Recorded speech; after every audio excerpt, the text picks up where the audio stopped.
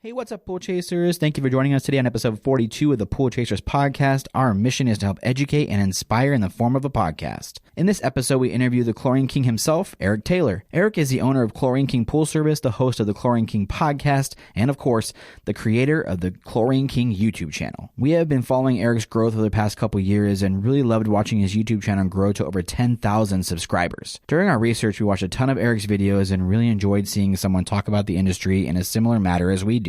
He has a ton of great content for the pool professionals, and we dive into quite a few of those here on the podcast. He also has quite a bit of information out there to help educate the homeowner so that they can understand the value of a good quality pool service. He feels, as we do, that if you make a good first impression by educating the customer, showing them your worth, they will be more than likely to spend up for a good, reliable, and knowledgeable company. We encourage you to listen to the end and take pieces of the episode to apply them to your business. It can not only make you and your team better, but make the industry better as a whole. It was our pleasure to spend some time with Erik, and we hope you guys enjoy the episode. This is Carl Spindler with Blue Tex Pools from Houston, Texas, and you're listening to Pool Chasers Podcast.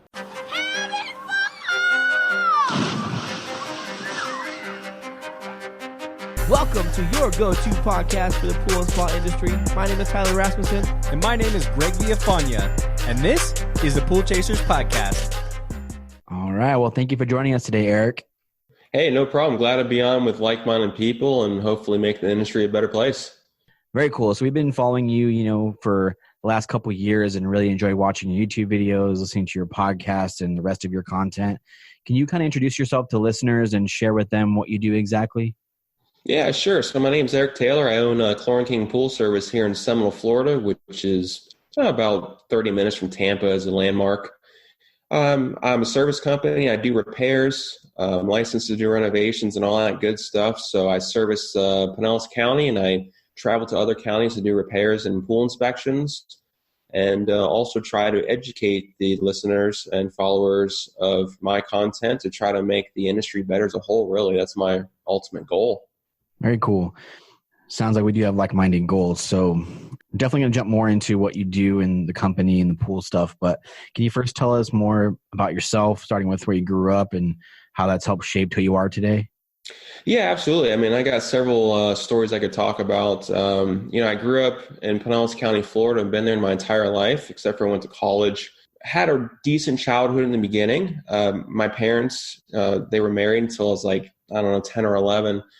And got a divorce, and then things started to go downhill from that point. What I'm about to tell you guys isn't a, hey, poor me, poor Erik situation. I want this to be used as motivation for anybody out there that's facing challenges and issues in their life, that you guys can see the light at the end of the tunnel and just keep working one day at a time, one foot in the other.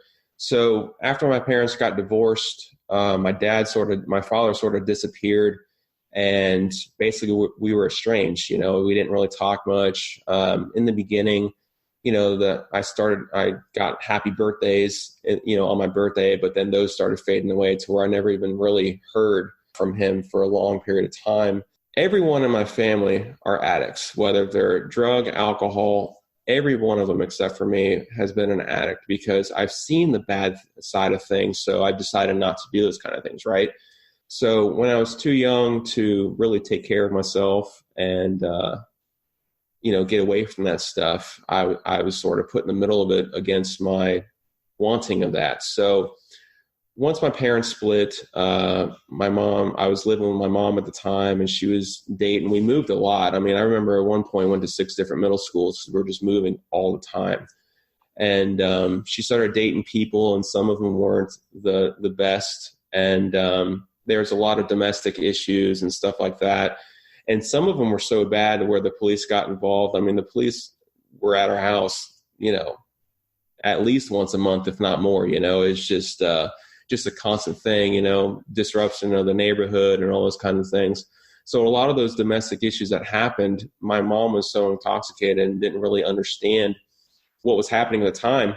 And to sort of jump ahead a little bit, she didn't know about a lot of these things until I was speaking at NA meetings, which are basically, everyone's heard of AA, right? So NA is basically the people who don't do drugs and alcohol like myself, and how the family members that do that stuff affect you. So you go and speak at these meetings, And I had my mom at one of them at one point with my stepdad, which I'll talk about here in a bit. And I was telling him about these situations. And afterwards, my mom pulled me aside and goes, "That really happened?" And I said, "Yeah." And she just started breaking down. But that's just a bad issue with the drugs and alcohol, So anybody can rise up from that and do better. And it's very easy to become a product of your own environment. Like my sister grew up the same way I did. And she chose to go down the wrong path and is recovering now, which is good. But, it's very easy to become a product of your environment. But the important thing is to keep a goal in mind and get away from it and make yourself better. So I got out of high school, graduated, with a 3.7 and I went to college on a golf scholarship, and I had opportunities at some very big colleges around here, but I chose to stay home. Went to a smaller school closer to home. So if there were any issues with the family, I was able to respond quickly. And so, even through college, I was living my life based on, is my family okay, and all that good stuff. And that's really no way to live, guys. While I was in college, a family member, which will remain nameless at this point, was opening credit cards and utility bills in my name, and basically rang up over $100K in debt in my name. And so upon graduating from college, I was being sued by Bank of America and Chase.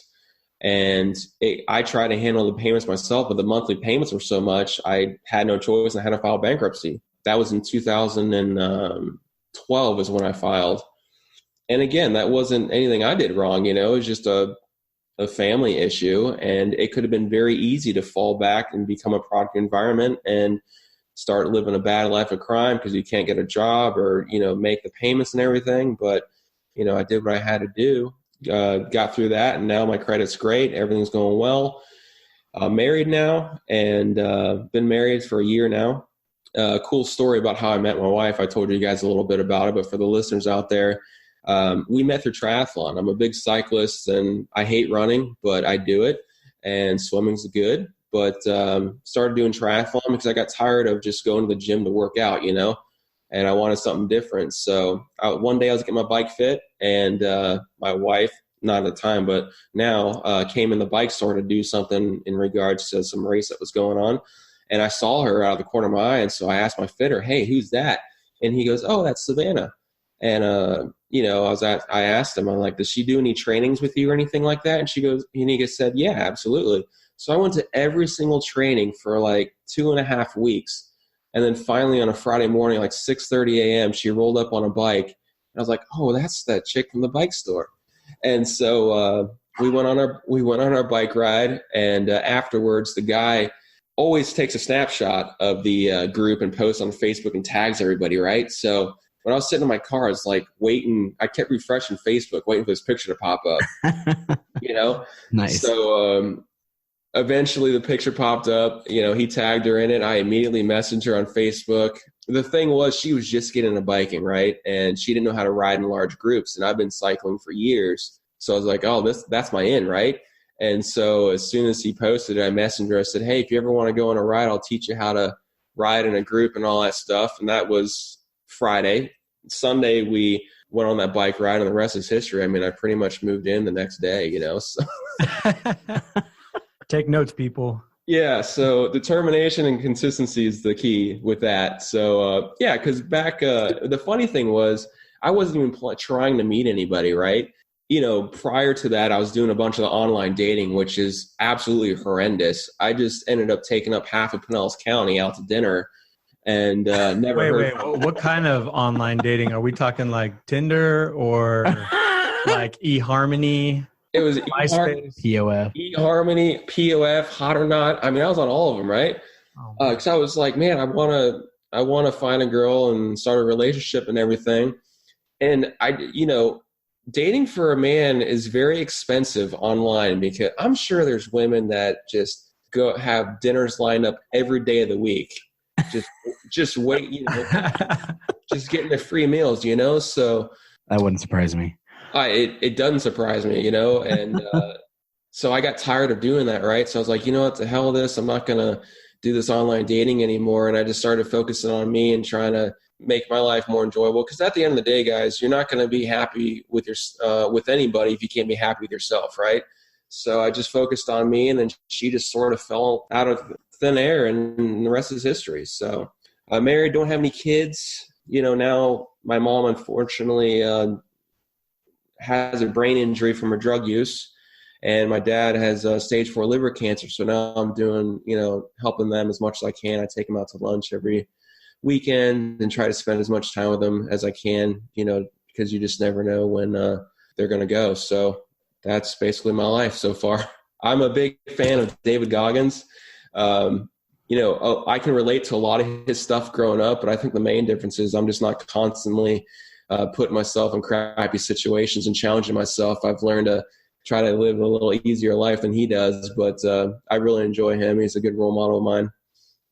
That's awesome. David Goggins is amazing. So when it starts raining outside or it starts snowing or something, you don't immediately just cancel plans and go out for a long bike ride or something?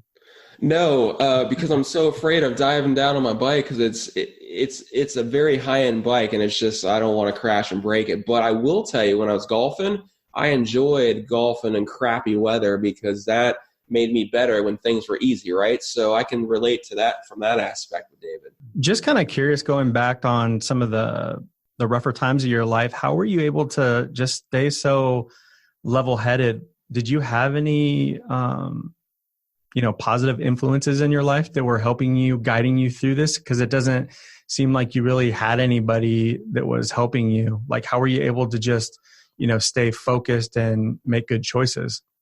Well, the hard part is constantly dealing with that. And what a lot of people don't know is I've never done any drugs in my life. I've never smoked a cigarette. And I've drank like only 4 times in my life. Like, I'm as prude as it gets, that kind of stuff. And that's because of what I grew up in.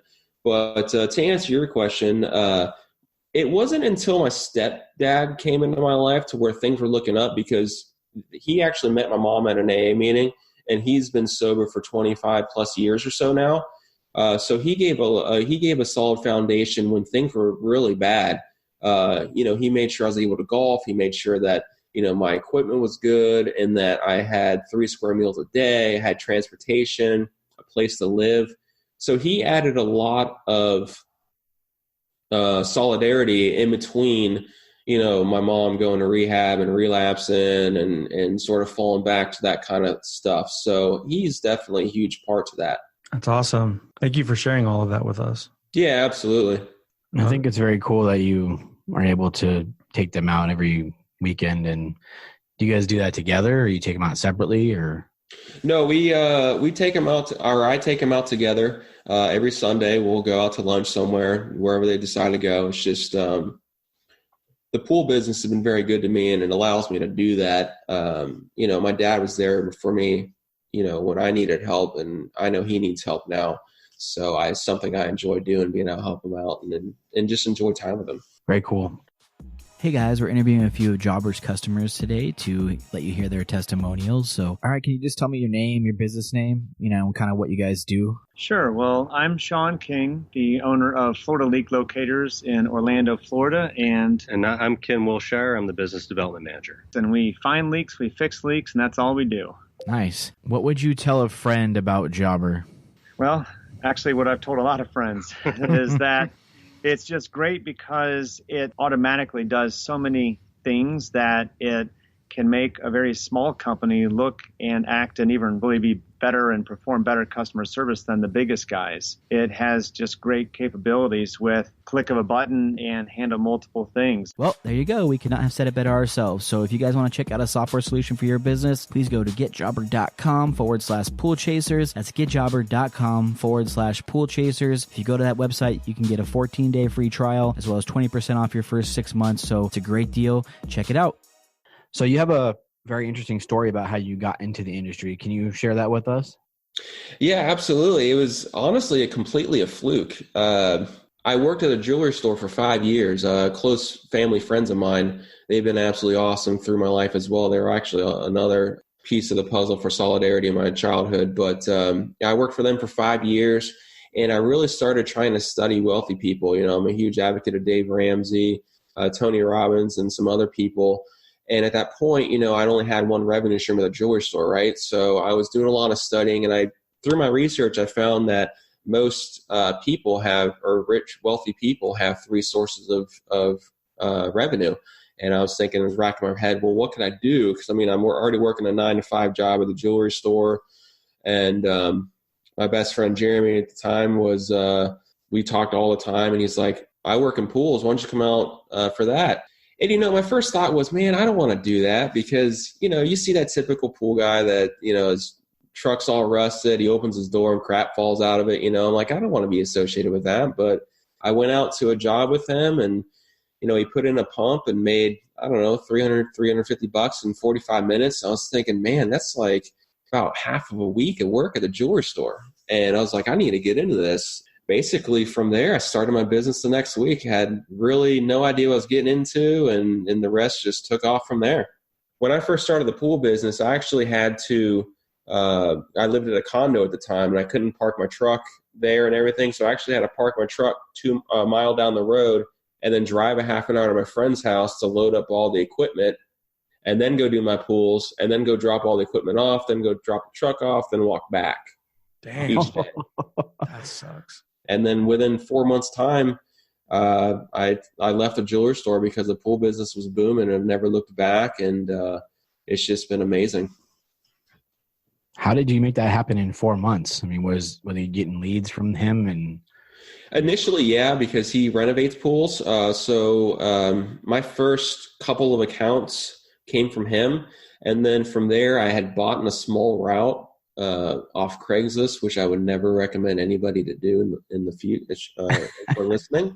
Because it turned out to be a major headache. And I was naive. I just wanted the pools to get work and stuff. So that happened. And then I started creating an online presence, which is ultimately why I started the YouTube channel, and then after that the podcast, because I just want to create credibility for my clients. I'd be like, hey, check out that video, and they'd see, wow, if the guy took the time to do the video, he must be a legitimate company. So I started doing that, and then before you know it, the professionalism and all that just took off, and I get a lot of calls now. It's insane.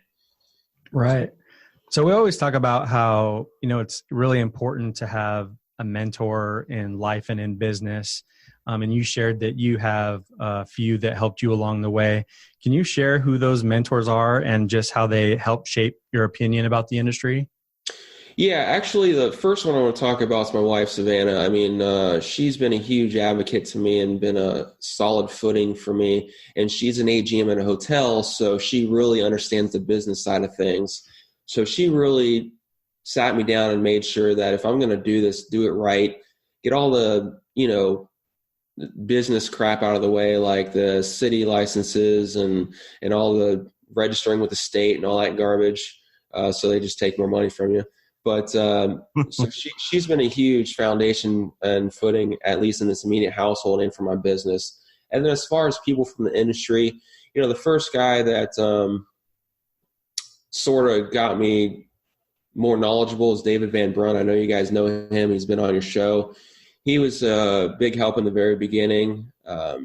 Gave me a lot of tutelage. I'd call him for help and stuff like that when I needed it. And he's very, very solid as far as support goes in the industry. And he, the guy knows everything. So there's no question that I asked him that he didn't have an answer to, so he was a huge impact to me. Good guy, good friend. And then after that, my first thing I did when I decided to start the business was get my CPO certification. So the next in line would be my CPO instructor, Rudy Stankiewicz. He owns an aquatic facility and training consultants here in Gainesville. I did his class, and he offers a lot of support for his people afterwards. So I was able to rack his brain a little bit and get things rolling on that part. So he was great as well. And then my friend Joel, he's probably been the absolute biggest impact for me with the pool business. He owns JD Pool Clean out in Port St. Lucie in Florida on the other coast. And this guy is just awesome. We met on a Facebook group. We were just BSing on there. And, he's the type of person that I am, and he's probably the same as I am as far as wanting to help people. It's just he doesn't have the presence online that you guys and myself have. So not a lot of people know about him, but he is just a huge wealth of knowledge. He always answers the phone for me, and we've become pretty good friends now. I mean, anytime we go to the pool show in Orlando, we always get hotel rooms together, not like in the same hotel anyways. We always go out to eat. We actually now every quarter meet at this place in Orlando called Boston Lobster Feast. It's all you can eat lobster. It's the bomb.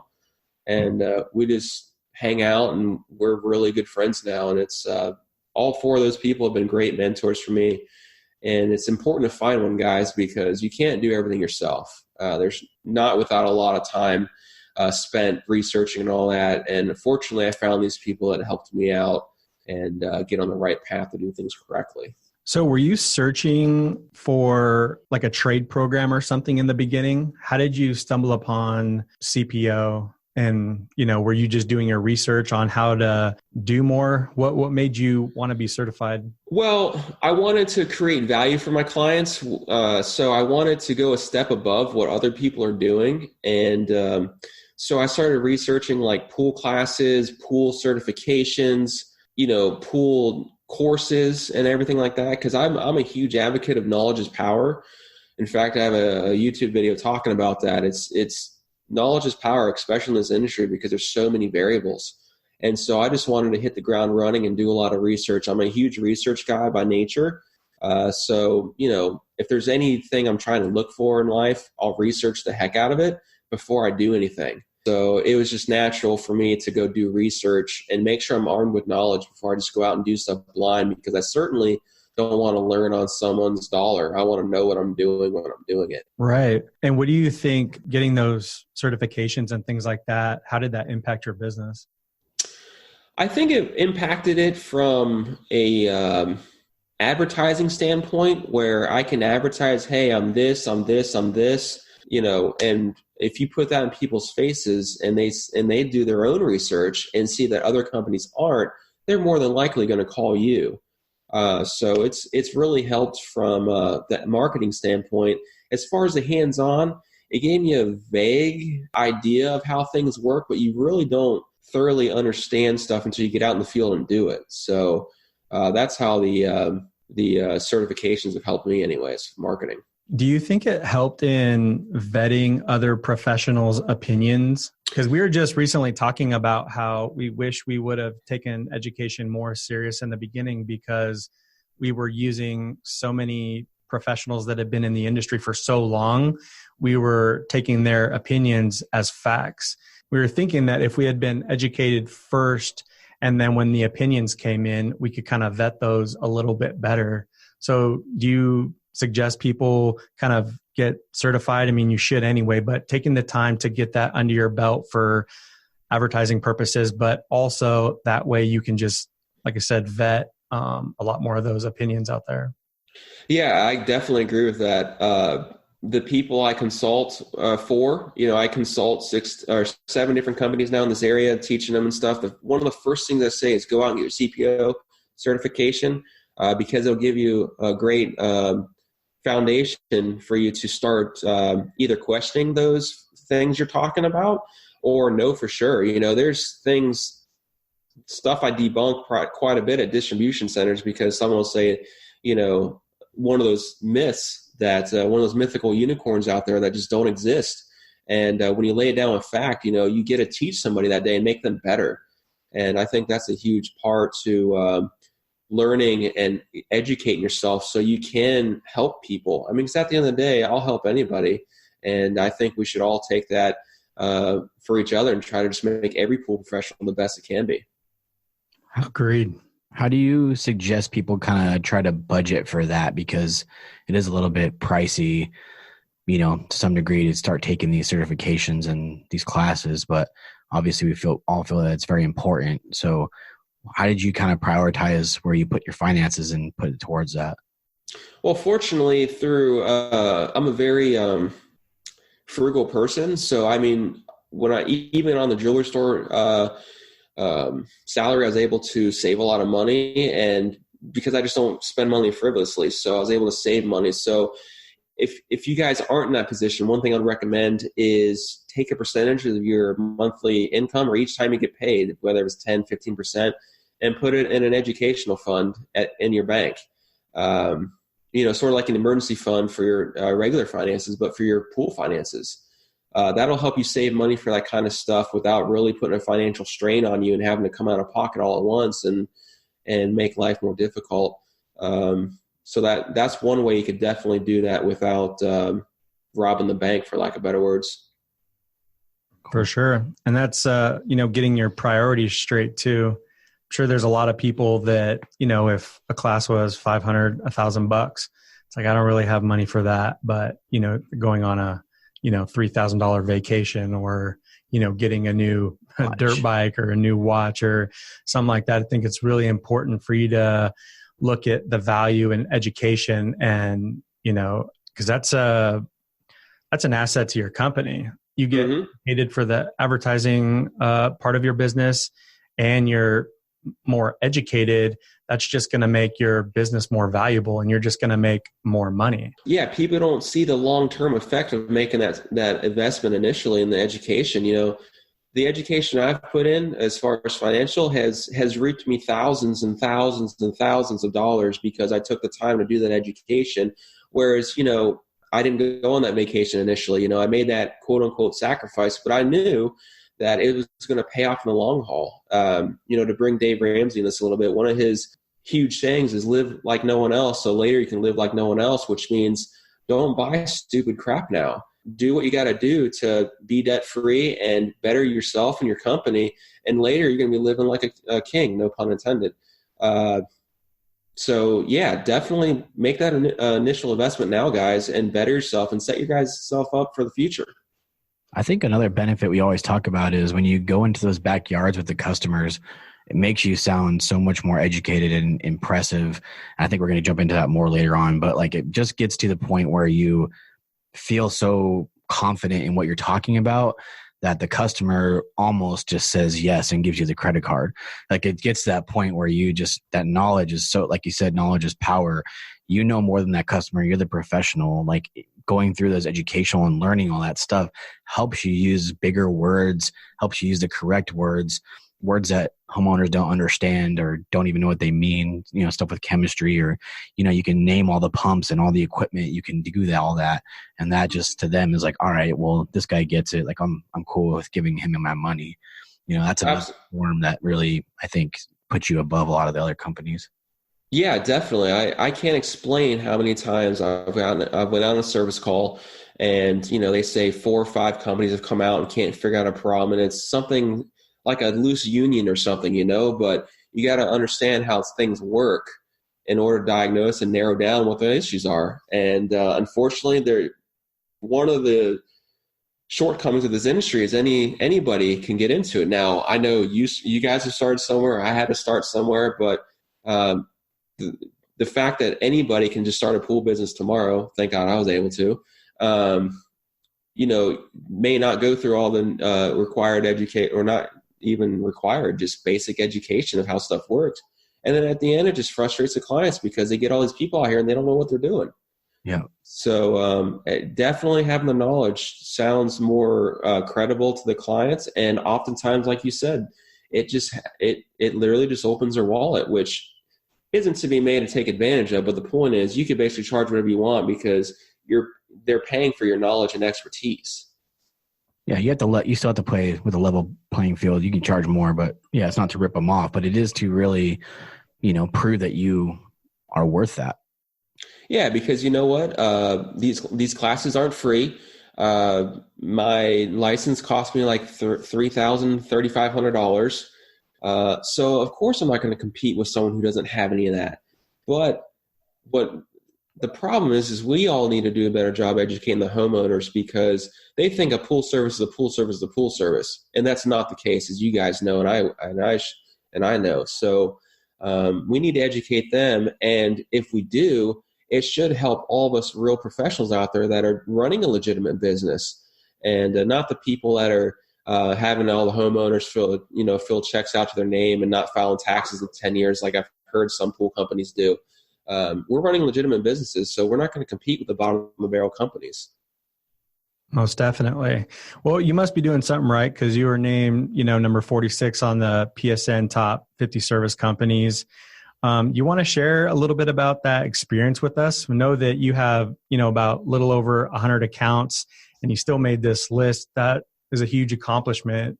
Yeah, it was a really cool honor. They expressed interest in me, and so what they do is they send you a large. I think it's even longer than your guys' form, but they ask you a lot about yourself, your finances, that kind of stuff. And what I was really surprised about, if you guys look at the list, I'm the least grossing company by several $100,000. And I really think that my social media, my YouTube and my podcast and all that jazz got me in there because, obviously I can't compete as far as the revenue of some of these companies. It's impressive what those guys are doing, and to be considered on that list and be a part of that is just really cool, especially so quickly. Yeah, definitely. Well, it's all kind of all encompassing because you are providing a lot of value to the industry, maybe even some homeowners or people that are leaving kind of their, desk job to get into the pool industry, and you're helping out, teach them about, variable speed pumps. And, I think you had an episode on total dynamic head and different things like that. So that's a whole nother element that companies maybe on that list are amazing companies with high revenue, but they're not maybe doing quite as much in the educational space. Yeah, it's one thing. My main goal when I got into this, and I'm, just when I first started, I wanted to be legitimate, but then it molded into, I want to educate people and make people better and get people. I've had people thank me in this area, a couple of service companies.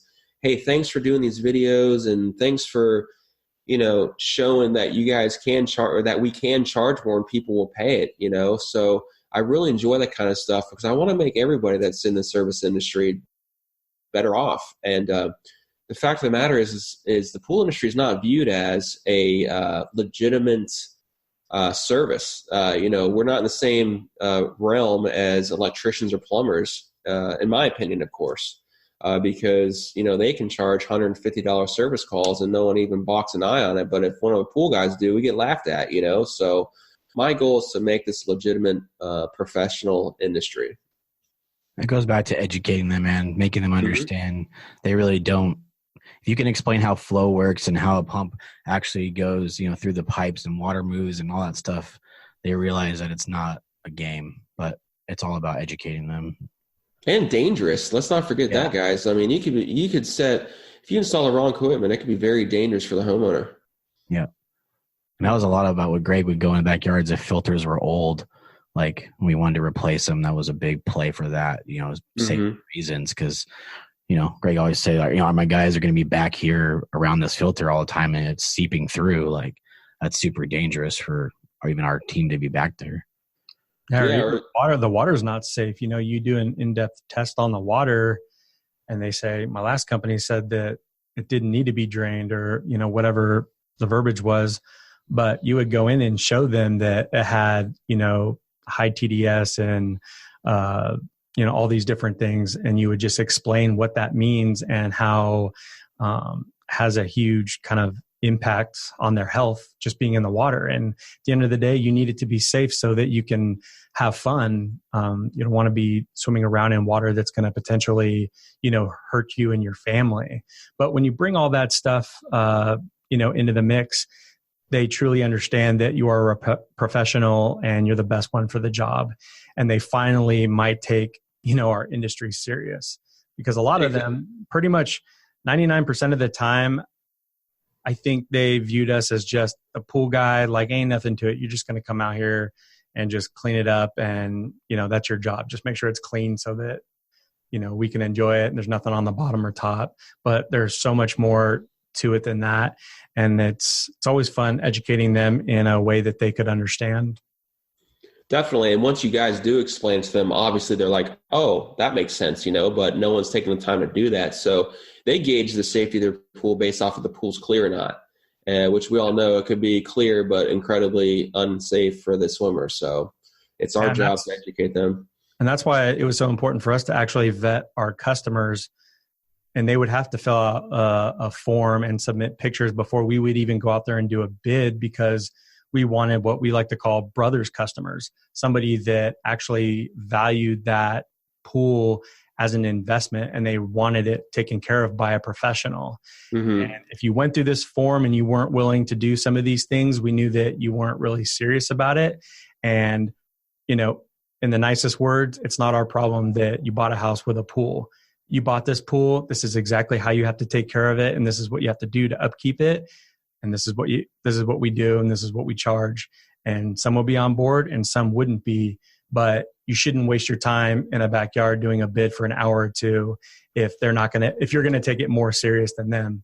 It's their pool at the end of the day. Yeah, and that's what a lot of them don't understand is like just because they sign you on as their service company, they expect you to do everything at a drop of a hat, you know. Hey, my pump's not priming or whatever. Can you come today? It's like, well, no, I'm in a different part of the county. Well, but you're our service company. Well, yeah, but it's also your pool and your equipment. Like, it's not our responsibility to drop a hat for free to come out and help you, you know. If it can't wait till the next visit, it's going to cost extra money. It's just part of owning a pool. Yeah, and that's back to just being transparent, taking that time on the bid or just getting them signed up and letting them know how that communication go. And if things go wrong, where to turn the breakers off. And we'll get out there as soon as possible. Could be a day, could be 2 days, but there's not really an official emergency. Here's the breaker panel. We took photos of it. If you don't know where it's at, we actually opened up the panel to show you where those breakers are that you need to turn off, turn them off, don't go in the pool. And this is how we're going to do things moving forward. And if you just make that transparent, we didn't have any problem with that last, 100, 200 customers because they all knew what the plan was. They'd call in, and if they needed to be reminded, and a lot of times they didn't even know, they'd just be like, I feel like I heard you say something about this. I just need to know what to do. Be like, yeah, no problem. I'll send you over the photos. I mean, we drew arrows next to stuff. I mean, we went above and beyond. And I mean, even it's the little things. Yeah, did that maybe take an extra 5-10 minutes? But you have no idea how impactful that is to them, that you almost care about their pool as if it were your own, and you're going, you know, that step further in doing that.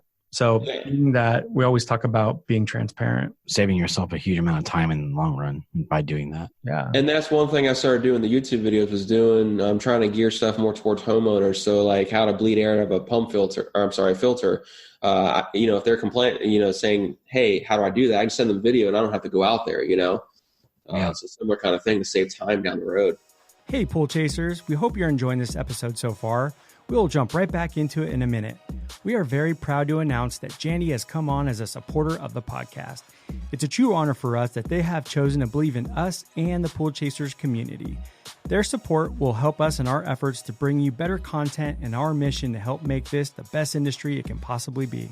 Yes, their dedication to the businesses that make up our industry align very well with our vision here at Pool Chasers, and we are super excited to have their support. With their recent quitting the internet policy, which went into effect January 1st, they're taking a firm stance to support our industry. They have pulled over 400 SKUs offline, and as of January 1, no manufacturer's warranty will be provided if the product is purchased online. They've even put a team in place which monitors the web 24/7 to help ensure that the details of the policy are being followed. We think this policy is a great step forward for our industry and are so glad that a company has taken a stand for service guys and gals out there. So if you haven't heard episode 31 yet, please go listen to it to find out more information, or go to jandy.com/builtstrong. That's jandy.com/builtstrong. Yeah. So back to the YouTube videos, you have a pretty successful YouTube channel. You have about 10,000 subscribers now. What was a huge inspiration for, you know, starting the YouTube channel? And then maybe you can share with us how you got into podcasting. Yeah, sure. When I first started the business, like I said, I wanted to be seen as a legitimate company. So I started these videos. I was inspired by David Van Brunt, but also wanted to create a lot of legitimacy for the business. So that's sort of how that all started.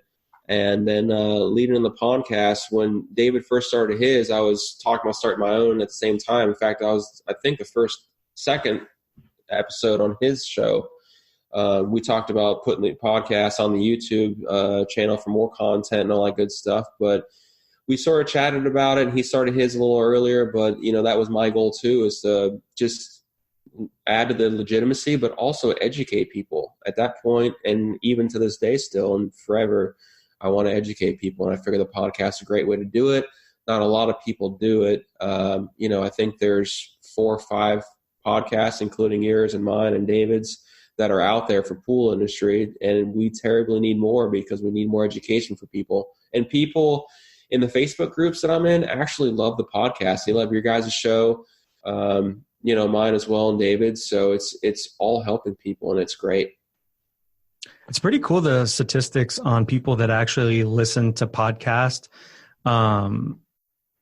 They're actually a little bit more educated, or they're seeking to be more educated. That's why they talk about that piece a lot when it comes to statistics on podcasts, because all these other mediums and platforms that we have out there have a lot of, haters and things like that. It'll just go on Instagram, YouTube, different things like that. And they'll just, they can comment. So they'll just kind of put out anything. But people that legitimately go to a podcast to listen to something, whether it's to be entertained, educated, now they have these movies, like murder mystery series that are really cool. But the type of people that actually go to this platform are people that really, I think they want to see a change for pool industry related podcasts. So it's cool, the audience that it's really attracting. No, definitely. It's cool that I'm just a small part of the movement for making the industry a better place. So I'm glad to be a part of it, and we'll continue to do whatever I can. But small question for you guys. How many haters do you guys have? Not many. It's really weird. I think we thought there would be more, I'm not sure in what area, but I think if we did have any, they kind of do it undercover.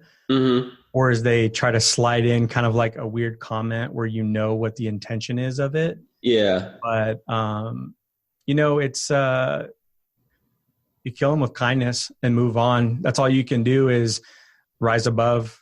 If anybody says anything, it's like, sorry you feel that way. Have an amazing day. I think you do killer work, and just kind of disarm them a little bit, because when you react to something like that, I'm not going to sit there and take 30 minutes to figure out the best way to comment back at this. You know what I mean? It's not worth the time. We're here to help people that want to take their business to the next level, and they feel the same way we do. Those are the ones that we really care about. And if, anybody out there is going to hate on what we do, I totally feel like you should just go start your own podcast, since you know so much. You know what I mean? Yeah, I actually welcome it. I got 491 haters. No, I'm just kidding. But it seems like there's always, every video I post, no matter what it is, I get a thumb down immediately. And it's just like, oh, that's that hater, And it's just funny. They take time out of their day. They're still having to view our content. They're still having to listen to it. But they do that just to hate on. It's just funny. They still help us out by the views and everything. So I welcome it. I think one thing, I guess since we sold Brothers, there's been a little bit of how are these guys going to talk about pools if they're not running their business? I think that's the only thing that's really kind of come up recently. And we explained it on some of the episodes, but we're really trying to legitimately help people. And we got this podcast to a point where it was too difficult to run both businesses and give them 100% of our time. It was impossible. We got to a point where both were kind of, getting hurt a little bit by us spending too much time on the other, or vice versa. And we had to make a choice. And, we felt that we owed it to the industry, owed it to everybody that was listening and following us, to kind of give this as much opportunity as possible. I think through the podcast and everybody we're talking to and the relationships we've been building, we are 10 times more knowledgeable right now than we ever were out in the field. We took that as a challenge and kind of really started to dive into the IPSA books and these manuals and these CPO books, and really start to study the craft and figure out how we could become more knowledgeable, book smart. And, we have the 5 years of field smarts. We don't know everything, but, that was kind of really, I guess, the most recent thing. But we also talk a lot about work-life balance. We can't preach that you need to have a balance, and, we like to make time for our families and different things like that. We could have definitely done it, but we would have been sacrificing time with our family. We would have been sacrificing the relationship with our team members back at Brothers Pool Service. There's a lot of things that, would have went to shit. You know what I mean? But it just wasn't worth it because we care about our wives and our kids, and we care about the people that, sweat for us day in, day out. And we wouldn't have the time to have that relationship anymore. And it's just a recipe for a disaster. The podcast wouldn't get all the attention it needs, and then vice versa with the pool company and your family. So it was best for us to just kind of, choose one lane, which was the podcast, and just, dive in head first. No, you guys are definitely you guys own the pool podcast sector, so that's great. And I mean, as they say, it's better to be the best in one thing than mediocre in everything. That sounds like what you guys did. You chose to do the podcast and be the best at that, which you guys are.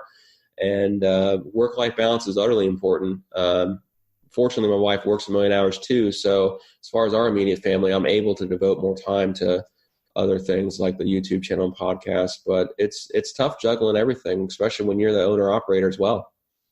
Definitely. And we're not here to say that it can't be done, because it can definitely be done. I mean, we mess around and talk about how this all would have played out if we didn't have kids or wives, and we're just single dudes, and we're entrepreneurs, and we're just, trying to do, everything. I don't think it would have been as well, because I don't think we would have had the same sort of life values that we have. So it's kind of hard to say where it actually would have been. Yeah, and I think at the end of the day, like you said, Greg, it can be done, but the question is at what expense? And everybody's going to have to figure that question out for themselves. But yeah, anything can be done. It just depends at what extent you're going to go to get it. Yeah, we have so much respect for everybody out there in the industry, working out there in the sun and the heat. We've done it. We've felt it for years. We just really want to give them an opportunity with the podcast to learn while they're doing it. Because a lot of, I think, complaints about education in this industry, or education with the manufacturers, is that they do stuff like during the week. There's 3 days of training during the week. Well, how can you send your whole team to the education trainings during the week? You just can't. Almost impossible. In the winter, I guess on the other side of the country, sometimes if they shut down pools, they have the opportunity, which was cool about the New Jersey show. We saw like actual teams going to the place and getting educated. But like on the West Coast, where we have pools open year round, it's like impossible. So this just gives them an avenue. And I think with your podcast and YouTube, you can listen to on your phone too. Like, it allows them to learn, and it gives them something in the field that they can figure out and learn, while they're actually doing the work. So that's the coolest part about the podcast to me, is that you can educate yourself while you can work on the business while you're actually working in it as well. Absolutely. It's a 2-for-1, no doubt. Sure. So let's talk about professionalism a little bit. I know you're pretty passionate about it, as are we. You mentioned earlier that you didn't want to go into the industry because you pictured it as a dude with his truck with stuff falling out of it. We actually did a talk at the Western Pool and Spa Show on this topic. We really believe the bar needs to be like raised in this area. What makes you so passionate about the topic, and what have you done to help change that perspective? Well, I think at the end of the day, we all want to be seen as professionals. I mean, you guys are professional podcasters now. I want to be seen as a pool professional, and I'm sure there's hundreds and thousands of other guys that want to see seen as a professional. The problem is, for years, the industry is not seen as a professional industry.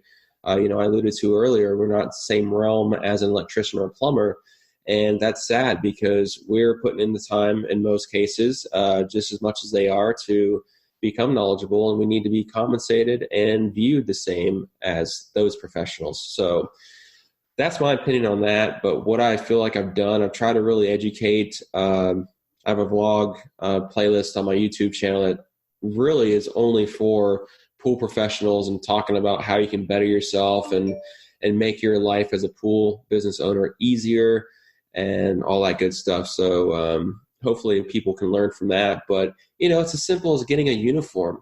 How many people do you guys see out there that are wearing, just a stained wife beater?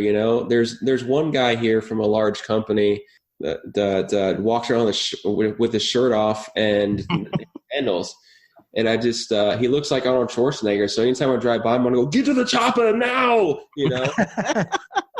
But so awesome. He literally just walks around like that. And the company lets him. And I'm like, that is not a professional look, you know? He would not be in my company if he did that. You know, uniform, having your truck lettered and wrapped properly. The thing that cracks me up, now I'm saying this with a caveat that I just got my new employee a new truck and I haven't wrapped it yet or identified it yet. But how many times you see guys in their trucks, you see a pool hanging out, you're like, okay, that's a pool guy. But you have no idea who the hell they are because they're not marked or identified. That is not a professional thing. Guys, get your trucks labeled. So people can call you and get business. You know, that's a professional thing to do. You know, you need to talk intelligently. Don't come to the job high. You know, I've gotten accounts because they tell me that they fired their past company because they're smoking weed in their yard. You can't do that, you know? And while it's laughable and it's benefiting me, I'm sitting here thinking, man, these people must think the pool industry is a joke, you know? Yep. And then, you know, obviously keeping your truck maintained, you know, put your chlorine jugs in the caddies so like your bed doesn't rust out, you know, just that kind of stuff. Make sure your truck's clean so when you open the door, trash doesn't fall out. You know, another thing you can do is pick up the phone. I just got a call this morning. Hey, I called 6 companies. You're the first guy to pick up. I'm like, what? You know? Or if you can't answer, like I've had my phone ringing off the hook since I've been on the podcast, I'm going to call them back as I'm done with the show. You know, so that's a huge thing in professionalism. And then I'm a huge fan, which I've said in my videos numerous times, say what you do and do what you say. You know, if you say you're going to be here at this time, be there during that time. Don't make an excuse. One of my clients had their deck done and she was just so fed up and she complimented my work ethic because I show up and do stuff where he kept saying, oh, I'm sick. Oh, I can't get this part to finish the deck. I can't do this, and just making excuses left and right. When you're paid to do the job, do the job. And that's just part of professionalism. And that's, I think, been a huge part of my successes is I always say, and I've talked to you guys before, if you show up and answer the phone and do the work, you're already beating 90% of the pool companies out there. So that all I think plays a part in professionalism. That's why I'm so passionate about it, because in the end, it equals business for me. So I think it's equally important to own your mistakes too. Like if you're to show up late, understand that nobody cares. Like you need to own it and say that there is no excuse for me being late. I do apologize. I'm here to do the job and get it done, because it's going to happen. We were really good about being places on time and being organized, but when things do happen, like stop with the excuses. I know when somebody's coming to my house to fix the water heater, the garage, or whatever it may be, I don't mean to be a jerk, but I really don't care about the excuses. Exactly. Like, I took time out of my day to be here. I'm waiting for you, and you showed up late and you didn't even have the courtesy to let me know that you were going to be late. That's unacceptable. If you know you're going to be 30 minutes late, an hour late, call them up and say, I do apologize. We can reschedule if you need to. I understand that you've taken time out of your day to meet with me so I could go over this with you. You need to understand all of that. Think about the things in your life. And if you were in their shoes, how would you feel? Because you get there and they're frustrated, and then you get frustrated and you're like, oh, they're being a dick or whatever. It's like, no, like you're not a professional. This is what you get. Exactly. And that's another fallacy of the pool industry is it's just so lackadaisical. There's no, again, to tie in with the professionalism what you're talking about, Greg, it's just, if you can't make it during that time, start giving yourself a larger window. And then a simple solution to that is shoot them a text 30, something I always do without fail. I'll shoot a text 30 minutes before I'm going to someone's house to do a repair or an estimate or whatever and say, hey, I'm going to be there in about 30 minutes. You don't understand how many people love that. And it takes 2 seconds out of my day to do that. That's a huge thing too. Another thing, if you, like you're talking about owning up to mistakes, if you guys damage something when you're repairing it, own up to it and fix it. Don't try to pawn it off on the homeowner. Oh, this O-ring's leaking. Well, that's because you cranked down the union and busted it, you know? So, you know, don't try to pawn stuff off on people. Take care of it and be a professional and be a business owner. And you guys will do nothing but succeed. I promise you guys that. Yeah. And it's frustrating that companies that make the same mistakes over and over and over, if you're late to a job every single time, what does that tell you? you need to go back to the drawing board and open up that window of time that you're telling people you're going to be there. Use a CRM or get a receptionist or have somebody keep you in check to keep you accountable for that job and say, hey, where are you at? Because you're supposed to be there in 30 minutes. Whatever it is that you need to do, you need to figure it out, because that's never going to change. Jobs are going to come through. You got to be there a certain time. That is never going to change. And if you're late every single time, that's a problem. If you know it's a problem, how do you fix it? And that's something that, we try to talk about, and we're going to put out more episodes about it, but it's look at your business. What are the problems? What are the things keeping you down? How do you fix it? And how do you roll it out? And how do you make it transparent with your team? Because there's so many times that you just make the same mistakes over and over and over and over. And it's like, why don't I get the business? Why are people so mad? Why am I getting the reviews? Hate to say it, but you kind of suck. Like you need to take a step back and fix these problems. But it's not easy, man. I don't have all this time. Nobody does. That's what separates the good from the bad. Exactly. And take the time. Yep. And I'm sure you guys, when you guys were juggling your pool business and all the podcasting, and we go out and service the pools from 8 to 5 or whatever it is, but then we spend hours answering emails and sending out estimates and invoices and then recording the episodes and editing them. I mean, it's a full-time thing that a lot of people don't see. So, we don't have the time to do that. We much rather be with our wives doing whatever, but we're not. We're out working and making things happen. To Greg's point, I don't know how many times we told the receptionist or whoever's answering phone calls, like, you do not give them a time. Do not tell somebody we will be there 11:30, because we will never be there 11:30. It's not how it works. Mm-hmm. Like, very rarely, if we had to be at 11:30, we'd make it happen. But like, you have to give them 2-hour windows. We only do 2-hour windows because that gives us the amount of time for things to go wrong. Also, the amount of time that we need to do the bids properly, to do the repair bids properly, to walk through the equipment, find the problem. All that can take 5 minutes or it can take an hour and a half. I don't know how long it's going to take me to look at the equipment and find the actual problem. The homeowner calls you and says, hey, I got a leak. And that's all they give you. You don't know what the problem is. Sometimes it's underground. Sometimes it's, like you said, in random unions that somebody cranked on too hard, or, sometimes takes you a little while to figure out multiple problems. But wouldn't you rather call the customer and say, hey, I know it's supposed to be there between 12 and 2, but I got done with the job early. Can I come out there now? I know it's before the time.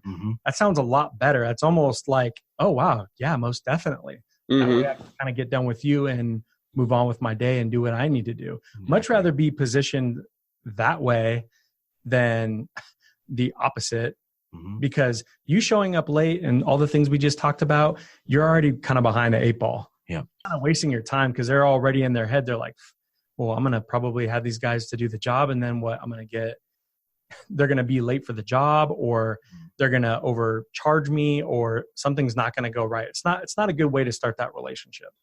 Definitely not, because we got to remember our first estimate is our first impression with them, and it's an interview. So, one thing I live by, which you guys, or not you guys necessarily, but anyone out in the field servicing, is, being early is good, being on time is late, and being late is unacceptable. If you guys can live by that and create the windows appropriately, you guys are going to do fine. And one thing that's really helped me with that, it sounds stupid, but it's the Apple Calendar. Anytime I get an estimate, or whatever the job is, I put it right in my calendar immediately. I don't care how far in advance it is or anything like that. So that way I know when I look at my days, hey, I got to do this filter change, this, that, and the other. Or, if I need to call someone back, I'll put it on there too. So when I'm done at the end of the day, I look down on my calendar and say, oh, I forgot to call this person back. Let me go ahead and do that. So that all plays in that professionalism that we talked about. And what you talked about, Greg, screwing up that first impression, you're going to end up being like that person on the deck I was telling you about my client's house, just coming up with every single excuse and just leaves the client pissed off. You're never going to get used again. Yep. Most definitely. I feel like we could talk about this all day long. Seriously. 16 hours, buddy. 16 hours at least. So I think another good thing we did, and one of the best things we ever did, was really train our customers to reach out to us mostly through emails. So reason being is that created a paper trail, especially when it came to like requests. If we were going to tell somebody, hey, can you make sure the gates open or unlocked, or can you make sure the dogs are put inside? requests like that, or if there's any type of money requests, if they owed money, if we were going to send estimates, everything we wanted to be a paper trail so we could cover our butts. I've seen you discuss this topic on several YouTube videos. What are your thoughts behind that? I think it's very important. One thing that my CPO instructor told me that is stuck with me to this day that I will continue to do, and I tell everybody, you got to be a detective. In other words, the clients at the end of the day are going to blame you for anything, right? So it's super important, like you're saying, to cover your butt and have a paper trail so you can say, well, no, actually, Miss Jones, what the deal was this, and because they'll twist anything to their advantage. So it's very important to cover your butts. And one thing I do with my clients is I do a reporting system, and I'll, like for instance, if the skimmer basket's broken, I'll take a picture and put it in the report, because the thing that I would consider myself a failure at is if I have a client come out to me, hey, Erik, my basket's been broken for 3 weeks. Why haven't you told me, and I can pull the report. Well, actually, I told you 3 weeks ago that it was broken. You need to replace it, So it's really important to make sure that you're covering your butts. And I think that's a great way to do it, is create a paper trail. Yeah, I think the emails, man, they saved us so many times where, we, even when our technicians report that something needs to be replaced, like you're talking about, or skimmer basket, we'd always have Kyle, our service manager, email them whether we replaced it, right then, or it was going to get replaced the next week. Half the time they don't answer, which is fine, but we just need to know, like, oh, we sent an email out that said it was getting replaced. There was going to be a $10 charge on their next bill. As long as they were notified, whether they responded or not, it was up to them. But we knew, like, we need this proof. And every time something happens, like, we can reference those emails. Same thing. You're talking about sending pictures of certain things that are happening on the jobs. Like, we can legitimately make an argument with these pictures and with these emails without having to go through all the trouble, because they have nowhere to go. There's no, they are proven wrong right there by their response to your email. There's no way for them to continue that rabbit trail. They're just like, all right, whatever, I'll pay it, Exactly. And one tip I'd give you guys, or I keep talking to you guys, but people out in the audience, it's fine, that have texts out there. One thing to do if something is wrong and they reach out to them, tell them to have the homeowners reach out to the company, not the other way around, because we don't want the issue of the thing failing because we didn't reach out, because we got, things got lost by the wayside. We want the clients to actively reach out to us to make sure that we get on top of the issue and not the other way around, because that just puts the ball in their court, and it's not our fault if the thing doesn't get fixed if they never reach out to us. And we try to tell the technicians to, if the customer brought up any type of issue to you, just tell them to email the company. Exactly. You're not going to remember to tell us at the end of the day. You've been out in the heat for, 6 hours, 7 hours or longer sometimes. Like, you're not going to come to the office and be like, oh yeah, Mr. Jones told me that this was a problem, Let's just have them respond to the report. Yeah. Just respond to the report and just email the office, and the office will reach out to you regarding that. So. Yep, exactly. So you have a video on YouTube called $60 for monthly service? No way. In the video, you discuss creating value for your customers. Can you share with us what you mean by that? Yeah, what I mean by that is obviously $60 a month, which some jacklegs charge around here, is just, there's no way to sustain a business off that. You have to do so many pools in order to make any kind of money. And I'm a huge advocate of, I rather do 50 pools at $200 a month than 1,000 pools at $60 a month, right?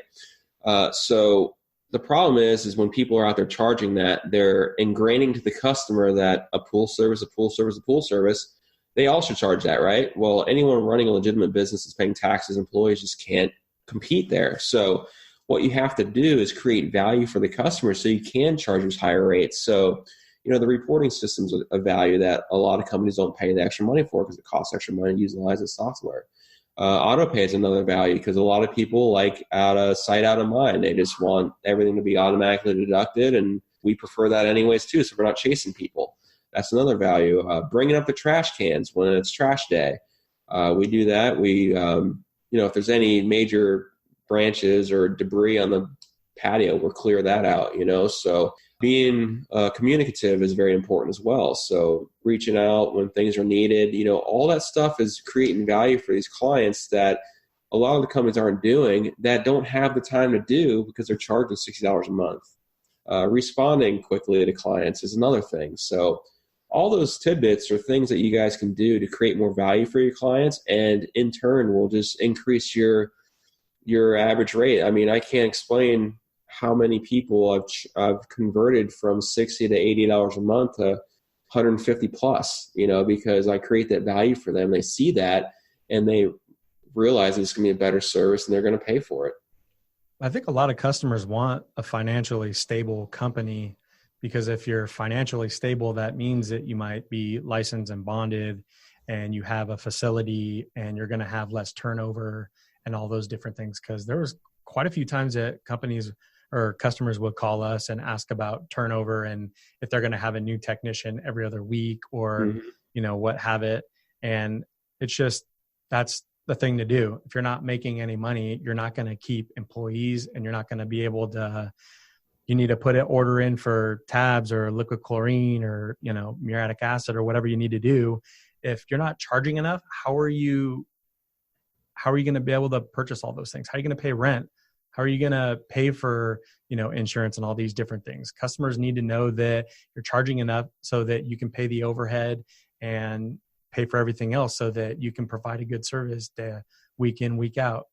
Definitely. A little bit off topic. I have a handyman that does work around the house, and, it's one of those situations where he doesn't have the money to buy the stuff. So like we just did a bunch of rock stuff in our backyard, and we had to front it, which is fine because I know him. But if it was a random company, I wouldn't want to hear that. You need to do the stuff first, and then I'll pay you afterwards. So yeah, being financially stable is huge, no doubt. I think we tried to take deposits on a lot of our stuff as well, just so that it was an even playing field. You can't always depend on them trying to pay you at the end, because then you're chasing money. If they have a deposit put in, they have value put in, and they have a skin in the game as well. So you got to balance that well, try to protect yourself and make sure you're actually going to get paid. Yeah, I meant more along the lines of pool service. Now with equipment and stuff, yeah, I usually ask for 50% down, so at least to cover my cost of the actual equipment. So if they stiff me, at least I'm not out any money. Right. So yeah, anything over $500, I generally ask for a deposit of half down. So that's definitely very important too, to protect you guys, because how many times, before I converted to prepay, I was post-pay for the first year. And I swear there are some clients that would continue to let you service their pool for months if you didn't ask for them to be paid, and they wouldn't even care. Yeah, it's rough. Yeah. You got to get that up front, man. Go prepay, guys. Prepay all the way. Yeah. Everybody who listens to this show, they've heard that more than once. Yeah. So we're going to circle back to pool service bids for a second. What do you think when you go to a bid and you know for a fact that a company that is currently, taking care of a pool and they're not doing their job, how do you explain to the customer without talking negatively about, the other pool company?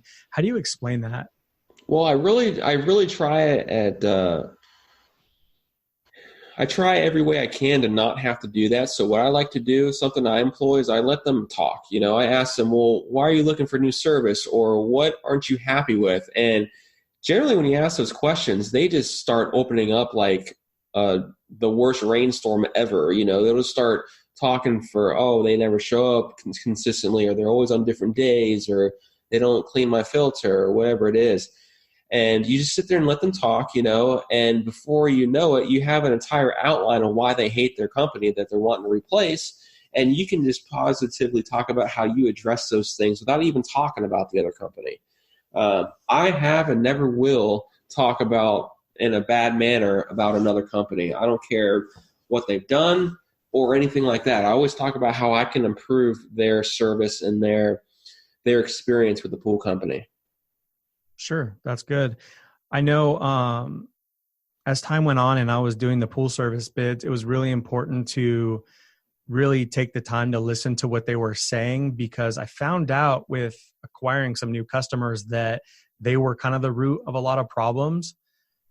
So it was really important to have the courage to, I don't want to say put them in their place, but if they were saying that, they would just, automatically charge me for, this thing that was $10 or this and that, using that as an opportunity, because you might want to say whatever it takes to get the pool, but you need to have the courage to say, you know what? They were doing things similar to the way that we do things. And I just want to be fully transparent that, when we do billing, you have to have a card on file. And if it's, if the charge is less than $30, we're going to add it to the pool, let you know, and it will be on next month's statement. So it was really important to pay attention to what they were saying and explain that to them that, you know what, we don't talk bad about any other companies, because you really shouldn't. Because there's so many times that people will be like, oh yeah, I hear this all the time. Yeah, they're the worst, blah, blah, blah, blah, blah. Like that. What kind of character do you have, or what kind of character does your company have by doing that? If anything, like, take the time to call them up. There's quite a few times where we contacted a local company and said, hey, I don't know if you know this, because the owner very well might not have, and we would have liked that if we lost a customer and, that company came to us and said, hey, I don't know if you know this, but they were complaining that your technician was never here. When he was here, he would just fill up the floater and leave. He was just sitting on the chair on his phone. He was speaking really loud, having a conversation with somebody on the phone. Those are all things that, there's only so much that we can see. You're counting on, your customers to let you know what's going on, but you're also, I feel like we're in this industry together. We should be able to talk to other companies and let them know what's going on so that they could better their team. Yeah, I agree with that. There's one local guy here. He talks trash about everybody. He's just that kind of guy that just will talk about whatever he's got to say, whatever he's got to say to get the pool. He'll trash whoever. And to get back to what you're talking about, I've actually stood up for companies before when the client's like, oh, they're just doing this wrong, they're doing that wrong. And like you said, I do it exactly the same way. Or I've actually tested water before. And I've told the clients, I'm like, well, actually the pool's spot on. I don't know what you're unhappy with, but the chemistry's perfect, And, I really wish a lot more companies would take that type of attitude, because like you said, we're in it all together. I'm sure out there it's the same as it is here. There's more than enough food for everyone to eat here. So there's no reason to stab at another company in the back. And that's just something I've never will do. We need to help each other, not bring each other down. Right. So how do you suggest people figure out how to price their weekly pool service? What are some tips and tricks you have used you can share with our listeners? Well, one thing you can do is be a mystery shopper, call from someone else's phone, because obviously if they call your business phone, they're going to be like, oh, this is so-and-so wanting price shopping. But price shop, a lot of companies don't give prices over the phone, which I agree with. But one thing I will do is say, hey, my minimum is this. If you're happy with that, I'll be happy to come out and give an estimate. To talk about what you mentioned earlier about wasting time. That's the one thing I do to avoid wasting time, is saying, hey, this is my minimum, because you go out there and do an estimate and they're like, oh, we're only paying $90 a month. And you spend an hour there and you solve 3 problems that the other company didn't. It's like, well, you see the value, but you still don't want to pay it. So I alleviate that by saying that. But so you can price shop. One thing you can do is when you're out on the estimate, if you don't want to say, hey, my minimum is this, ask them what they're currently paying. And most people are willing to share that with you. Now, if it's true or not, that's hard to know, because they might be saying, hey, I'm $50 cheaper than what I actually am, because I want you to match that and get it for $50 cheaper than I'm paying. But, at least they'll give you a number to work with. So, those are the 2 main ways. And then just talk with your friends in the industry and see what they charge. Obviously it's not legal to collude, but you can at least get an idea of what other people are charging. I get people text me all the time, hey, what would you charge for this pool? And I'd say, oh, I'll charge $150. And they'd be like, all right, cool, I'll charge $160. Great, But at least you have an idea of, through doing that numerous times, you get an idea of what to charge per pool. Right. It's really important to be transparent with the customer in terms of the chemicals that are going into the pool and how often it might need to be drained, or, doing the reverse osmosis process, because when you do that, you will have a better gauge of how much, chlorine consumption and different things like that.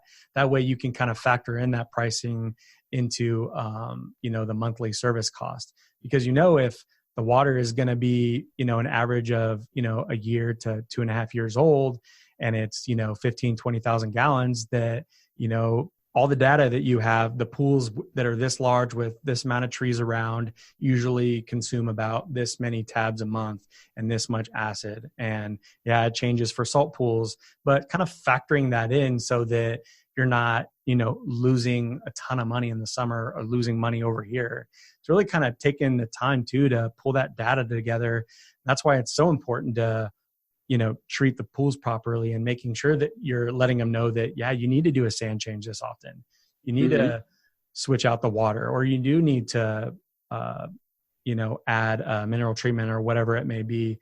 It's really important that they understand that this isn't just something's going to happen and we're going to do that. You need to be proactive and do some of these things before a problem occurs. And letting them know that, you can kind of figure out how much a pool is truly worth and how much you should be charging. Definitely. Preventative maintenance is huge. If you come out to a pool and the water's low and there's a hose hanging in the pool and there's a timer on it, that pool's leaking. So it's going to cost a lot more in stabilizer, a lot more in chems in each week. You're going to have to load up a tablet floater to keep chlorine in it from turning green. So all those kinds of things are stuff you definitely need to pay attention to, no doubt. Yeah, we've heard you say several times that, it's okay to say no. And we've preached that same philosophy to our team often. Why is it so important to understand when to say no? Because you guys don't need every single job in order to be, you don't want to accept a constant headache. One thing I look at for is the equipment functioning properly. If it's not functioning properly, I don't want the pool. I work with a couple local companies and they do my green pools for me now, because I just don't want to deal with the headache.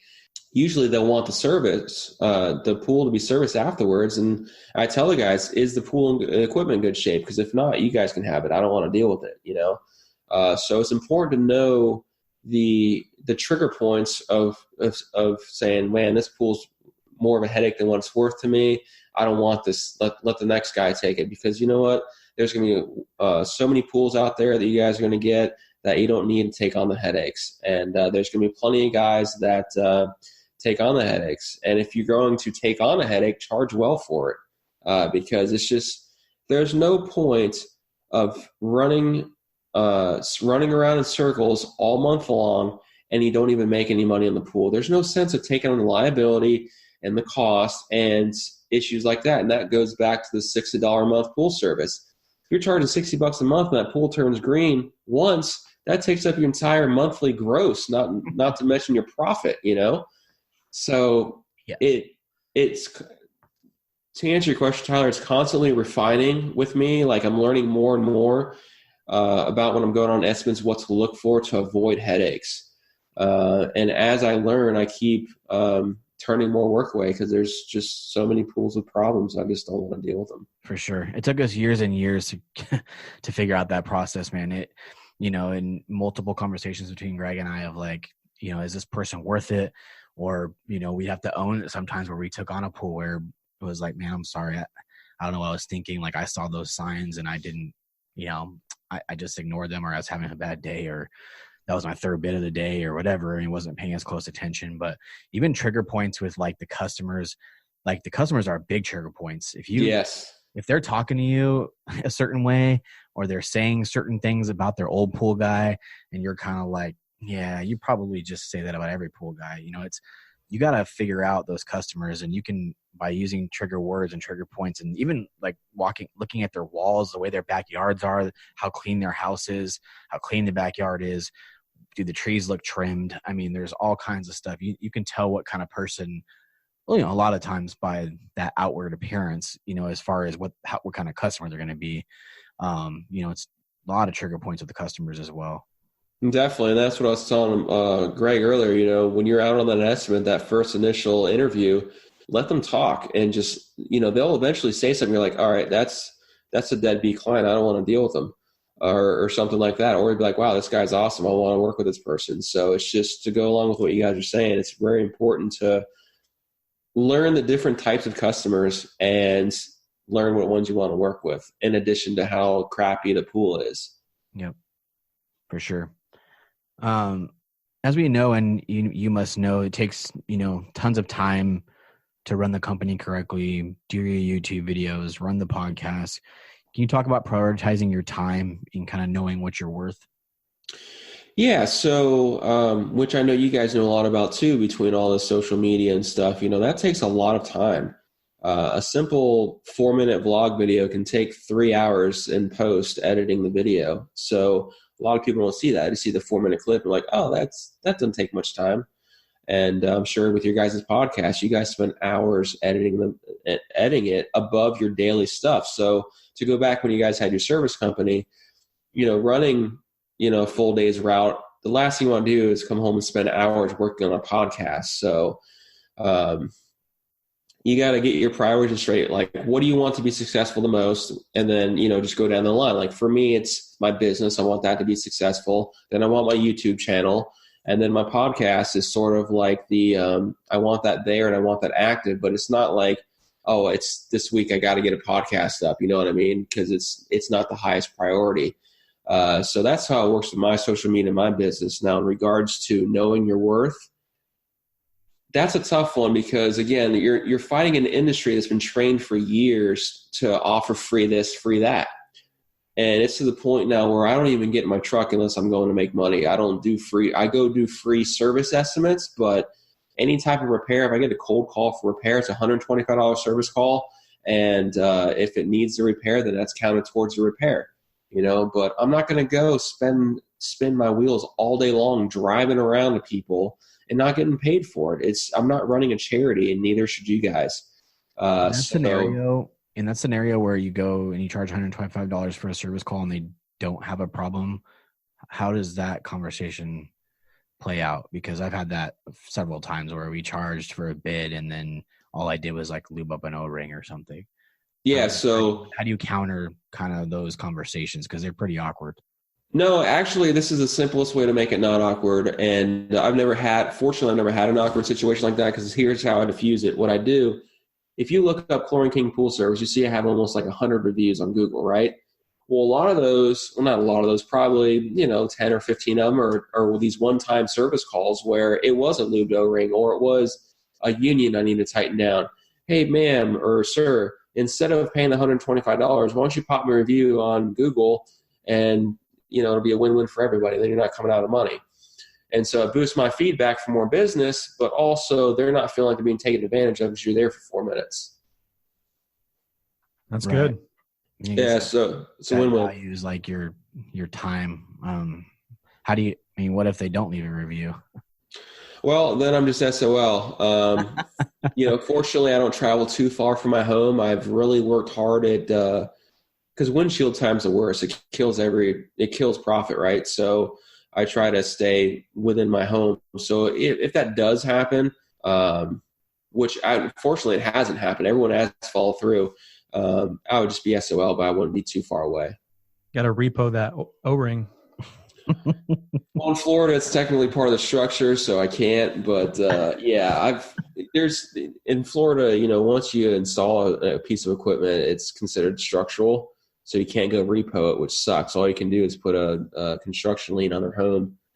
I don't know how that worked for an O-ring necessarily, but there's been times everybody, nobody go do that. Yeah, seriously. A bunch of trouble for $10 O-ring. What's funny is people actually post that on Facebook. I'm like, you can't be saying that, guys. Like, that's not, it's not good. But there's been times where I'm waiting on that last 50%, and I'm like, man, if this person don't, I'm going to go crap in their pool or something, It's just yeah. Or cement down the skimmer or something. Don't do that, guys, either. That's not good. But you're not doing that. Guys. No. Oh, man. There's a lot of funny conversations in some of those groups.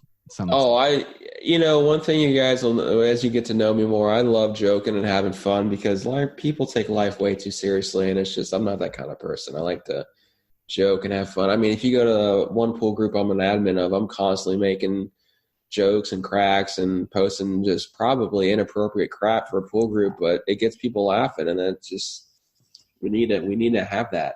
So I mean, we always made it a point to not push back pools unless we absolutely had to. I mean, if somebody called out sick, we would probably go service those pools ourselves. Well, first Kyle would. If Kyle was busy already, then we would go service the pools. Like we had it set up in a certain sequence. But we tried our best and we did very well at it, I think, and not pushing pools back. I think through the 5.5 years, probably four or five times total did we actually push pools to like another day. Because it becomes a slippery slope, man. If you start pushing pools back, you start getting behind. It's hard to catch up. Your weekly clients are definitely like the backbone of the company, and we truly believe that. So we always wanted to put them first regardless. These long repair bids or these other types of estimate things that we had to do those days. Like if the clients were taken care of first, we had a problem. So I know you've talked about that as well, prioritizing your clients. Why should pool professionals do that, in your opinion? Well, because like you said, they are the backbone. They're the ones that are giving you residual income each month. So it's important to take care of them first. I have one of my people I do consulting with. He's running a company, and he doesn't do that, and he's always constantly falling behind. Because what he does, you guys may not be familiar with our region, but basically he'll be in Clearwater one day servicing pools, but he'll stop in the middle of the day to drive half an hour, 45 minutes to St. Pete to do an estimate for something on a green pool or something, and that takes 3 hours out of his day, and then he can't get back to Clearwater in time to finish his pools, and then the clients end up pissed. Mm-hmm. And consistency is huge with your service clients, and they should always be put first. All my estimates are always after all the pools are clean for the day. And I talked about that in one of the videos I did, because it's a lot of people operate like that, and it's just not good. Consistency is huge for clients, and they want to see a consistent tech there each week. They don't want to see a new tech each week, because to them that shows inconsistency, and then they have to relearn. They learn each week who this person is, how they work, and pushing pools back is just all a part of that as far as being consistent and prioritizing it. You want to be consistent each day. And you're like a visitor at their home. You know what I mean? Mm-hmm. You got to think about it like it's your house. You don't want somebody, and we had to reiterate this with one of our guys for like over and over and over again. Like he would just take forever or go do things in the middle of the day, and then he would be servicing pools at like 7 at night. I'm like, man, you can't do that. It's so inconvenient for this family to be eating dinner or sitting watching a movie together, and it's like a family event, or being outside together and you're there cleaning the pool. It's super inconvenient and super unprofessional. I mean, if it has to happen, we get it during summers. Like I've had days I've cleaned pools till dark. But I mean, on a regular basis, you can't be just lackadaisical or changing things around and coming in their backyards. Like you don't want that as your home. You want somebody if you're changing guys every week or 2 weeks too, you got these random new people in your backyard you got to get to know. You don't know if those people are shady, or you don't know anything about them, and you keep changing over, and it's difficult as a client. You don't want to be that. Yeah. And if to talk about consistency, if you're normally coming between 1 and 3 and it's 12 o'clock, for instance, and you're with your wife, you're like, hey, let's bang real quick, and then the pool guy's back there, it's like, well, now you just ruined the moment, so they get mad at you to go in. Or a lot of things, dogs too. Yeah. So it's important to be consistent, so people will plan around your schedule, so obviously that's there's a lot of times that like they want to be home, or they come home with their lunch hour and let the dogs, or put the dogs in, it's a lot of, they plan their lives around a lot of that stuff. Yeah. And I oftentimes get asked, hey, what time frame are you coming, so that way they can plan a day. It's just the way it is, whether they're letting their dogs out or whatever else they're doing, extracurricular stuff. So, it's just important to be consistent, because that all, again, adds to professionalism that we've talked about throughout this episode. So for sure. Yeah. So you mentioned to us that taking on liability is one of the biggest concerns you have. Why is that exactly? Well, I just run a really low liability company, just because liability equals headaches. So it's just ultra important, because I just don't want to be dealing with headaches all day, and that equals higher liability. And oftentimes it's not even more rewarding. I have people that renovate pools around here that say, oh, after everything's all said and done, I pocket $1,500. Well, you're dealing with people showing up on time. You're talking about people prepping the pool correctly, troweling it correctly, finishing it correctly, and not having those stupid thing pop out of the ground while you're doing all this. I could put in 2 pool pumps and make the same money. It's like, well, what's the point, you know? So I've stayed away from that kind of high liability stuff because oftentimes it's just not worth it, you know? If you do an acid wash, the pool pops, yeah, that $1,000 or $1,500 you're going to make is down the drain and then some, and then you got the publicity of doing it. So I've been very big on low liability stuff, and I've actually turned a lot of business away because of sticking to low liability. Was that a goal from the beginning? Or did you figure that out as time went on? A little bit of both, Greg. I'm a huge, how should I say it? I'm the type of person that I don't do anything unless I'm 100% confident and knowledgeable in the topic. So, you know, things like automation and heaters and all that stuff have slowly come on to the plate of menu of services as I've gotten more confident with them. But, you know, that's one reason I haven't got into renovations. I can renovate a pool. My license allows me to do that. It's just I don't know enough about it to do everything from A to Z. Like if I had to do everything myself, of course I could sub the job. But if I had to do the pool myself from A to Z, I couldn't do it. I just don't know enough about it. So, I certainly don't want to learn on a client's dollar. So I'm not going to do renovations until I get enough help and guidance, which I'm starting to get now from local companies I've become friendly with. And that's one reason to become friendly with local companies, because you'll need them someday and they will help you. And they're starting to help me now, just like I've helped other people. So, you know, the reason why I'm going more towards the renovations, because ultimately I want to be a one-stop shop for my clients. And that's one reason in the beginning I got my license, was because I would say, hey, I can't do this because I don't have a license for it. And I would oftentimes have people try to poach my client from me. And it's like, well, I need to make everything in-house so I can do everything in-house. So that's sort of what I'm gearing towards. I'm also very hesitant because it's a higher liability thing that isn't necessarily needed. It's not like starving out there, you know, and, you know, taking it on be a huge liability with more reward, but not, you know, there's Dave Ramsey says, and I hate to keep going back to him, but he always says, you know, once you reach that break point where you have everything taken care of and you're living comfortably, everything else is just a unnecessary surplus. And I'm already there, you know? So taking this extra work on is something where it's like, I don't need to take it on, but it'd be nice to do. So it's a liability thing I'm taking on slowly. Cool. Thank you so much for sharing that. Yeah. So just kind of curious, this wasn't in the questions, but you know, you're an educated guy. What books and movies or shows or whatever do you recommend for people for, you know, a little bit of motivation? What kind of stuff are you into? Well, actually, Joel got me a book, Rich Dad, Poor Dad, which is a nice book. I'm a huge advocate of Dave Ramsey and the Total Money Makeover and Financial Peace University because the fact of the matter is, I think I forgot the numbers, but I think he said something like 80 or 90% of the country can't write a $600 check in cash, you know, and that's a huge issue. You know, people are just living way beyond their means, and it's important to live within your means because, you know, if you're working and enslaving yourself for the banks, you know, you're not making any headway. You're literally working for them. And, you know, he talks a lot about how, you know, you buy stuff to impress people you don't like. And that's true. You know, people buy these $100,000 cars making $30,000 a year to impress some random person on the road that they don't even care about, you know? And, you know, so I'm a huge advocate of him. Just because he sets and fixes a lot of people's financial situations. He's got a great podcast too.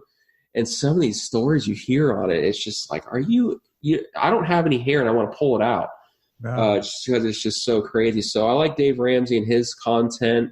Obviously, people that call in on his show are just some of the questions they ask. I'm like, dude, you could have done like a little bit of research to know. Yes. Doing that. I mean, it's like some total no-brainer stuff. I mean, there was like one person, an old episode that was like, you know, where I get my check from my boss. What do I do with the check? It's like, you have a bank account? So tell me more about this bank. Yeah. Oh, shit, man. I don't Who picked this man? This is really good. I want you all to hear this. So you need to go start a bank account. Stop cashing your checks at the liquor store. Somebody did not vet this call correctly. Yeah. The thing I love about it is he trolls them too. So it's actually entertaining because he basically calls them an effing idiot. on the air. It's just like, and they are being an idiot, you know. It's just it's very, especially with me coming from a bankruptcy, going, you know, from something that wasn't my cause, you know, listening to that and turning everything around. You know, he's been a huge part for that financially, but you know, your guys' podcast is awesome. Just all the content you guys bring out, I like tuning into that. I like the Lance Armstrong podcast. Many may not know he has one, but you know, with me being a cyclist, I really watched him and idolized him for a while. And to see him sort of face all this stuff, which he did do a lot of wrong stuff, but him actually take it head on and actually now try to help people. He has just a huge array of different people. You know, it's just cool to learn from everybody from all walks of life, whether if you are an adult film person or, you know, a pool guy or a financial advisor. You know, it's just cool to listen to those types of content that, you know, you can relate to something in everybody, you know. So I like listening to that. I don't read a lot of books. I am in the process of writing one for pool people on the business side of things. That's basically it. As far as movie goes, I love comedies. I love stand-up comedy. I used to do some when I was in college over in Orlando, but that's about it, really. I love action movies and comedy movies, really. I'm a pretty boring person, in all honesty. Oh, it sounds like you got a lot of stuff going on. Yeah, no, everybody does. But yeah, definitely a lot of stuff. I like to try to just enjoy life as much as possible. Cool. Well, thank you so much for sharing all of that with us. We really appreciate your time. Can you tell everyone where they can find your content, all the different platforms where they can find you exactly? Yeah, definitely. You can go on YouTube and type in Chlorine King Pool Service. My stuff should pop up. You could go to iTunes Store. You can look up the Chlorine King Podcast on there as well. You can also go to my main website, which is basically the hub for everything. And I have other Chlorine King sites, but you can go to chlorinekingpools.com and you can basically find everything there. Awesome. Well, thank you again for being on the podcast with us. We really respect what you do and look forward to what you're going to do for the industry in the future. So thank you very much. Likewise, and thank you for having me on. I respect you guys as well. You guys put out some great content, and it says a lot about you guys to dedicate your full time to this. So I appreciate being on the show, and I look forward to working with you guys in the future. Thanks, Eric. Sounds good. All right, take care. Thank you guys so much for listening. We truly appreciate your time and your ear. It means the world to us that you come spend time with us each and every week. If you have any questions, please reach out to us at poolchasers.info@gmail.com. Follow us on Instagram, Facebook, Twitter, and YouTube. Our tag is Pool Chasers. Also, join the Facebook group if you have not already. It's awesome in there. And please take the time to check out our Patreon page. We're about to drop a lot of business content on there to help you grow your business. So thank you for believing in the podcast. We appreciate you all. See you out there, Pool Chasers.